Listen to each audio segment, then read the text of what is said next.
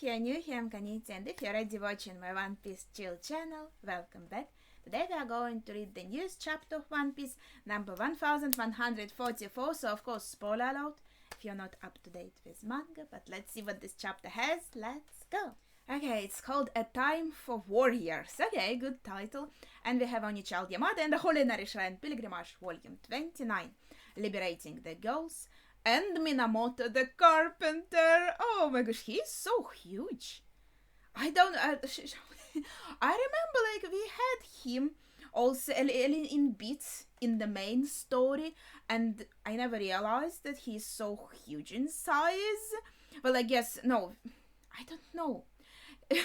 Just compared to other characters right now, but he's sitting next to Tama, and I feel like it's not like he's tall, but he's just very chunky. I don't know how to say it, but okay, that's very cute. It's kind of like almost the end of this arc, or the end of this arc. And we have a note from Oda Sensei, the real life Zora.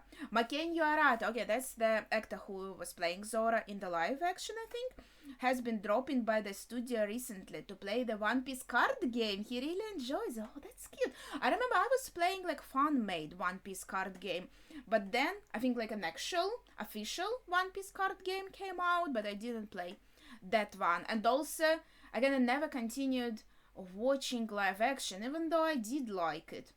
The only episodes I watched are the ones that I published like the reaction to. If you are interested, I can post more. It's just like, you know, this type of content, like follow along reaction with a timer without the screen, because it's like the full reaction. If you are interested in that, let me know in the comments. Maybe I should get back to it, because I am interested to watch more episodes. Okay, the chapter. The Autumn Tree Tour continues. What... It's so calm, just Autumn Tree Tour. It's not like a lot of shit is going down around us, just a tour. What the hell is that? Frank is shocked. Well, what do you think it is? What is this? Oh gosh, this is such a pretty panel. It looks gorgeous. I love it. I'm moving there. It kind of looks horror-y though at the same time, right? There is something creepy about this. It's like very dilapidated tree structure. This has always been here. And it's always been here. Okay, that's cool. It's giving me scientific vibes. Scientific vibe. Okay, that's one way to put it. Haha, I figured you, of all people, would appreciate it. Being a cyborg and all. Okay, so I guess we have to assume that there are a lot of like technical parts to this structure. Why would there be a facility like this in a country of warriors?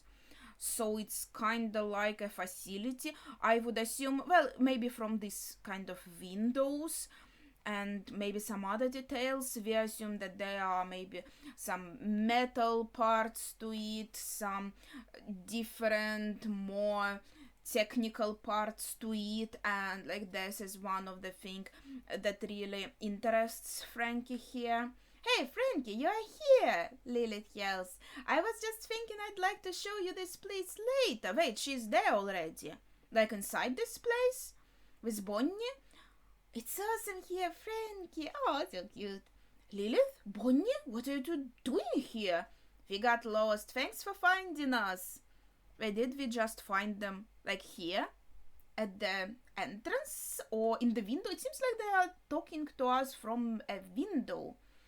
It's good we found you. There was a horn blast earlier, so the woods might not be safe right now. So here, on this tour, we this part of our group, let's say, doesn't realize like what is going on, because it seems like a lot of people kind of so noticed, at least, you know, a gist of what is going on.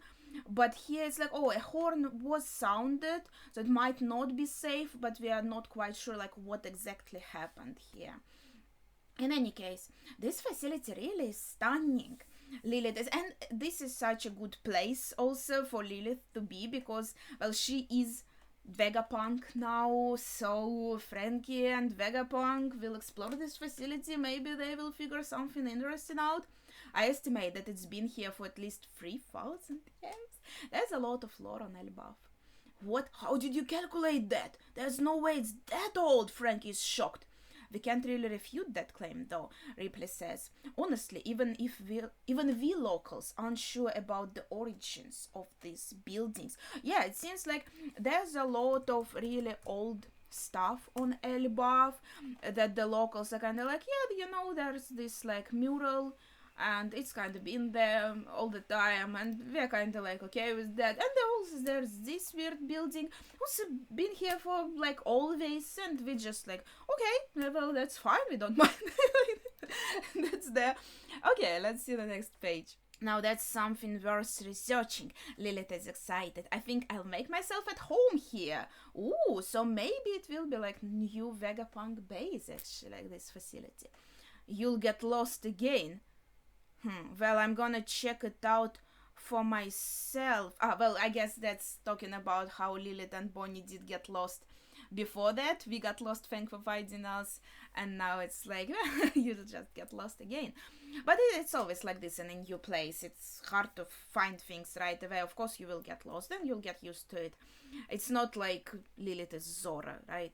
She'll get it. Well, I'm gonna check it out for myself, Frankie says, but then Bonnie is like super scared with a very over-the-top reaction. What's wrong, Bonnie? And what I find most scary: thunder. Yeah, as we remember, these are children's fears, children's like dreams and drawings of their fears, and that's why it's presented in this way. And we saw this one, I said this is like a Zeus lookalike, and now we know it was just like representation of thunder. And I said before that it looks cute. I mean, it still looks cute to me, but probably if I saw it in real life, especially if I was a kid, I would be scared for sure.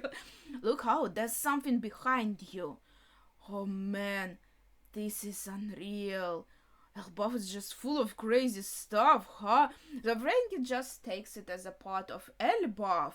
But Ripley is like, no, that is not familiar. What kind of creature is that? What the heck is that? We don't have that usually. And then we have Western Village. What I find most scary, Draugr. So this like skeleton warrior fear represents Draugr. Sober up and grab your weapons. That fire swallow was wrecked. It's not just a regular zombie, it's a Draugr. Wait, this must be something from like mythology. Draugr or Draug is a corporeal undead creature from the sagas and folk tales of the Nordic countries with varying ambiguous traits. Wait, I'm just looking, like there's also modern art depicting a Draugr haunting in enormous shape, and it does look like a huge skeleton. I guess that fits with like undead creature. Okay, that's a good explanation, and here he also has like a Viking helm and everything, which makes him look cute. So they are cute. Like reading and looking at the pages, they do look cute. But yeah, I understand. I would be scared if I saw it in real life. Like, just a disclaimer, What could have brought the children's imagination to life like this? Where are the chiefs? So they immediately, like even here, just in Western Village, they immediately realize that it is children's imagination. Maybe because they are supposed to look kind of like children's drawings, right? Where are the chiefs? We are waiting on their orders. Also, they can't act without the orders. They drank too much. They still hold up in the privy. Oh my gosh, you are kidding. It looks like the chiefs also drink the most.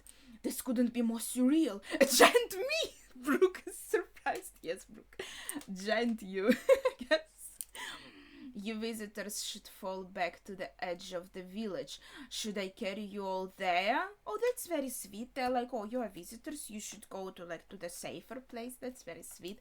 Hey, you don't need to keep us at arm's length. We want to help fight.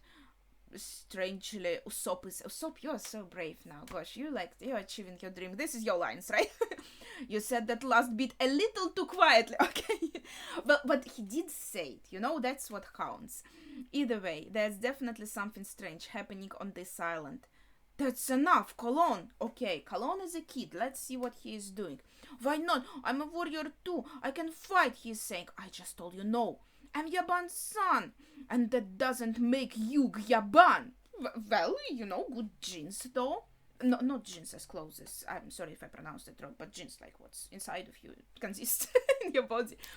A battlefield's no place for a kid like you, one of the giants say, when Kalon is so excited to go and fight and he's not scared at all. Yarul, what's wrong, Missy? Oh, that's Nami calling out to Yarul. And he's like, what's up? I'm sorry, there's something I didn't tell you before, she's saying. Something important, I suppose. Like, what would that be? We'll see maybe in this chapter. You are saying one of those intruders looked just like Red Hair. Okay, that's what they are talking about. Yeah, and both of them were seriously strong. One of them had a really weird ability. So Nami, I suppose, brought Yarul here to these two survivors who were attacked by God's Knights, and they are explaining what they saw. In this world, Jinbei says, strange powers usually come from devil fruits. If it's an unknown element, odds are it's a devil fruit user. Very reasonable. Spread the word that there are two humans, other than the Straw Hats on Elbaf. Report back as soon as you find them, Yarul orders. And some small giant runs off. Got it, right away. Are you sure it's only two intruders? All this chaos suggests there could be more, Brooke says, wisely. Right, get the word out, now. I don't know who's behind this, or where they are hiding, but anyone who kidnaps children in broad daylight is nothing but scum. Nami is angry, yeah, and she's like especially protective of children, as we remember, so obviously she's especially mad. If they are taking hostages, they must have something else planned for Elbaf. Are these people genius detectives or something? Maybe we need like a spin-off. One Piece crew goes on detective. Well, this is not going to be the title because it was shit. But like the idea, they will have their own detective spin-off because I think they will be perfect. Okay, they must have something else planned for Elbaf. I've never heard of a kidnapping like this before. I won't let them get away with it, I think Yarul is saying. Oh, we'll lend you a hand. We'll just need a human-sized ship to... Don't be ridiculous. You are our guests. You should go hide somewhere safe. Hey, just wait a sec. Where are Dory and Brogy? Still stuck in the private, okay. They seriously need to lay off the booze. So that's quite sweet how giants want the guests to be protected. I really appreciate that. But of course it would be reasonable, I think, for Straw Hats. I think they will, obviously, anyway, to lend a hand. Just need human-sized ship to get there, I suppose. Let's see. If the culprits are human-sized, we'd be better suited to dealing with these, Jinbei reasons. That's right, Usopp agrees. The giants can take care of the big things, and we should focus on the intruders. Very smart, Usopp. Big things are scary, so we are not dealing with them. We are focusing on some intruders that are there somewhere and not that big. Nice. Agreed, but Elbaf is too big for us to search on foot, Brooke notes. And then Nami notices something. She notices how Kalon is dragging a huge bag. Heave-ho, heave-ho, he... Huh? You wanna come with me? I thought you were gonna tell me to stop. He's excited. Alright, we got a new ally in our team. Alright then, but I get to be the captain and Nami is... Yeah, I get it, Nami. I'm not a huge fan of kids, but it is cute. He is cute. And that's exactly what Nami thinks to herself. Oh, that's so cute. And I'm so happy for him that he gets to actually do something, because I think he was so excited to fight the monsters, to protect his country and stuff, and yeah, I'm just glad he gets to do it. Let's go, Kalon Pirate, set sail. Hey, you're big enough to row. Well, he's the captain, he's not rowing, you guys are rowing. Onwards. That is adorable. I love this panel. All warriors in the Sun Realm, please be advised, there was a confirmed sighting of humans other than the Straw Hats earlier at West Castle. There is an announcement, and we see that Gunka specifically isn't really listening to it. She's listening to some nice music. There is TD. on the headphones. I wonder if it's like abbreviation for something or some kind of reference. The world government, God's knights, Tenribute, how was it pronounced? Dragons. I don't know. Like Tenrubito, right? Celestial dragons. Tenrubita dragons. Heavenly dragon folk or world nobles. It's just an assumption. I'm not really sure what TD stands for. It's just something that fits a bit. But I think Tenrubito is just one word. And all of this world means celestial dragons. And CD abbreviation obviously doesn't work here. It says TD. Well, share your options in the comments. Consider them hostile and dangerous. Announcement continues. And meanwhile, God's knights are chatting between themselves. Haha, it's Gunka's post-meal ritual. It's not a ritual. I just like it. Okay, so she does hear stuff other than her music. That's a TD, right? We should have a singing contest. You are out if you mess up. Wait, like he knows what TD is? Maybe it's okay. It's nice having a hobby. What's your favorite song? And Gunka says, New World. Okay, that's interesting. Yeah, you got a problem with the current one? You shouldn't mock the interests of other summers. My bad. Anyway, look over there. That grown-up is going all out to try and save the kids. Okay, we'll check that on the next page. There are a few interesting things here. First of all, Summers says, that's a TD, right? We should have a singing contest. What does he mean? It's interesting. Then they ask, what's your favorite song? Because TD seems more like it's something that the object is like branded by, it's like a brand, right? But then maybe it's a group and it's specifically branded on the headphones, the name of the group, because it's on. That would be quite weird, though, wouldn't it? But then Gunka names the favorite song, which would be a reasonable thing to say after you already established the artist you are talking about, right? So it would be reasonable to assume that TD is the name of the artist and New World is the song, and that would be Gunka's favorite song. Another interesting thing on this page is that I'm thinking like Gunka is being, I don't know, not that emotional about anything, and I thought, okay, that's maybe just her personality. But then I'm thinking, maybe she's not that into it, being a God's Knight, world government, all of that. She's just doing it because it is her duty, but she's not really invested in it, right?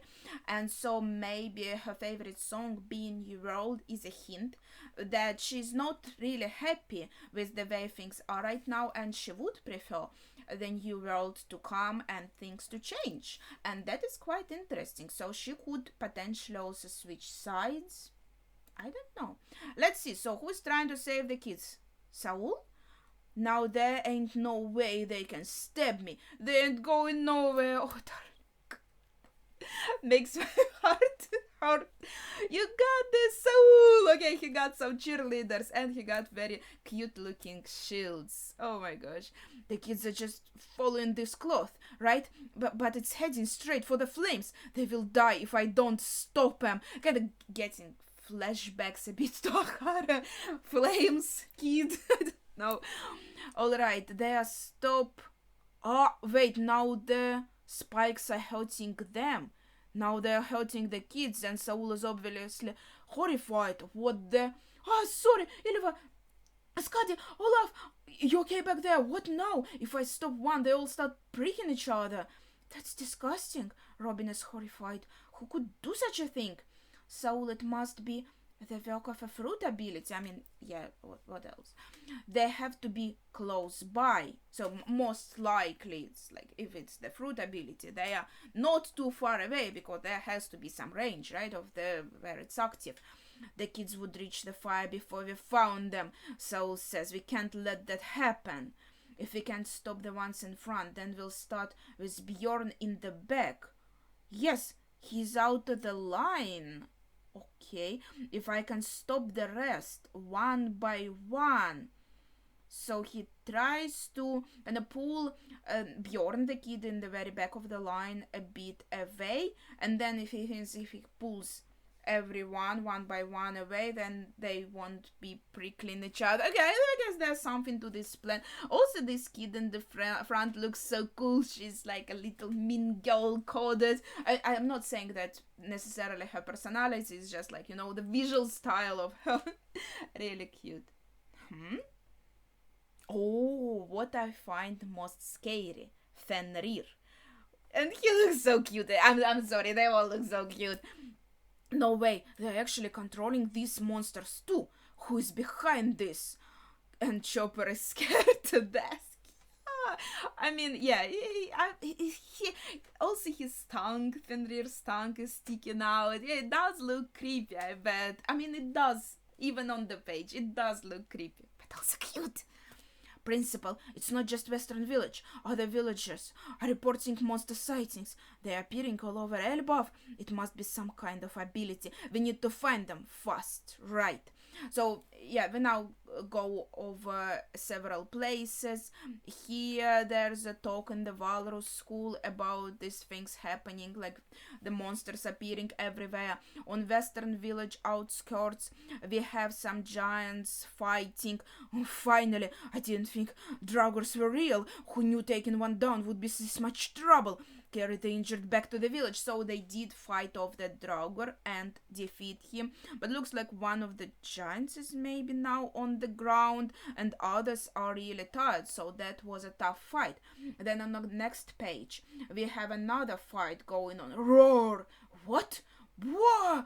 Oh my gosh, I don't know how to pronounce it. A Nidogr. What I find most scary, a Nidogr. And what I find most scary, a ghost. No, this ghost is just adorable. I mean, this Nidogr that I probably pronounce horribly does look actually intimidating and a bit less cute, but the ghost is just super precious. Wait, let's Google it. In Russian transcription, it says Nidhogg. So that's the way I'm going to pronounce it for now, because I don't know how else. This English transcription from Old Norse doesn't really explain anything to me. So it is a worm dragon in Norse mythology who is said to gnaw at the roots of the world tree Yggdrasil and is likewise associated with the dead in Hel and Niflheim. Oh yeah, I know Niflheim. I fought in it in Ragnarok Online. Ragnarok Online is based on Norse mythology, but I don't know that much, to be honest, of Norse mythology as I could. Okay, so Nidhogg, very cool. I think maybe I should have heard about him before. It's no use, they just keep coming. We won't be able to protect the village. Everyone, take cover, yeah, because we fought off Draugr, but now there are more monsters and they're so huge, and to just fight off one Draugr was so hard, and now there are like more of them. But now Dory and Broggy come in. Ready, Dory? Absolutely, Broggy. Okay, these are like only 3 panels in the very like lower part of the page, and we don't even like see them very well. They're just like they're silhouettes mostly. But even these 3 panels already look so good. I don't know, they make me hyped up. And this is a huge double page, which is also last page, and we get Coco's Sovereignty and Nidhogg. And also I think maybe the ghost as well. Both of them are eradicated. That is beautiful. I'll never get tired of this. Man, yeah, this is a good panel. Yes, did the chiefs do that? No, it's the giant warrior pirates. Sorry we are late. We had to barf up all that booze. What a waste. Leave the beasts to us. You guys take care of the kids. Okay, that's cool, that's cool. This is smaller mod of our mighty ship, the Great Eirik, I think. You monsters sigh in for it now. We'll get you for making us waste our booze. Yes, it's a very cute ship. Everyone is on board. And Gyaban also here, Mountain Eater, Yasan, hehe, that ship is basically invincible now. So he's here on the ship, I suppose, or he came on the ship, and he's holding some booze too. The Pirate King's left hand arrives. Yeah, so he just arrived. And we have color spread to celebrate the anime's return in the next issue. I didn't even know the anime was on break. I kind of not really following it. And let's see, that was a very fun chapter. A lot of cool moments, to be honest. I really obviously like this last page with Hakoko's sovereignty. As I said, never will get tired of it. All these monsters are adorable. Saul is just precious, and that moment with "Let's go, Kalon Pirates," that was adorable as well. Oh my gosh, this chapter is just too cute, I think. Even though, I mean, this panel with this laboratory, with this facility, is just so well drawn. It might be visually my favorite panel of the chapter, to be honest, just because it looks so freaking gorgeous, the very first page, right? But maybe my favorite moment is Kalon here heading his Kalon Pirates going forward, being happy to be included in this fight. Yeah, I think that might be my favorite moment, just because it's so cute. But what is yours? Please share it in the comments, and just your general impressions of the chapter. But that would be it for today, so thank you for watching, and see ya.